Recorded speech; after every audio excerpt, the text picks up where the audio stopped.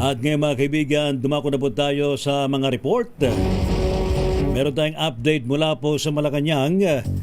Bagong merit-based scholarship program.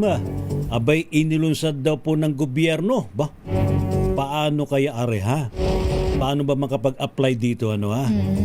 Ating alamin sa report ni RH14. Let Narciso Mislet.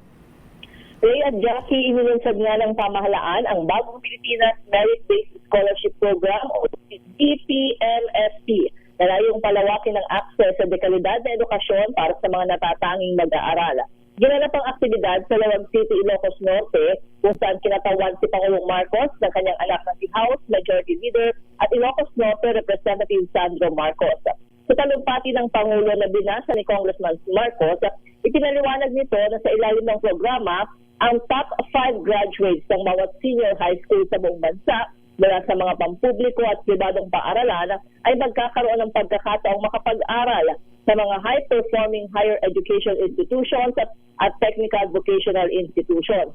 Tututok ang scholarship sa mga kursong nakahanay sa hard-to-fill at high-priority sectors ng bansa para masuportahan ang pambansang kaunlaran. Isa sa katuparan ng programa sa pakikipagtulungan ng CHED, DepEd at TESDA at formal itong ilalatag sa pamagitan ng paglagda sa mga polisiya at guidelines ng BPMSP. Pakinggan natin si Congressman Marcos. Education is a right that must reach every Filipino, no matter how far, how poor, how marginalized, or how difficult. When we speak of inclusive education, we speak in measurable, concrete, and sustained commitments to bring opportunities and hope closer to our learners and every family. Si Ilocos Norte, Congressman Sandro Marcos. Ito si Let Narciso para sa DZRH. Una sa Pilipinas, una sa Pilipino.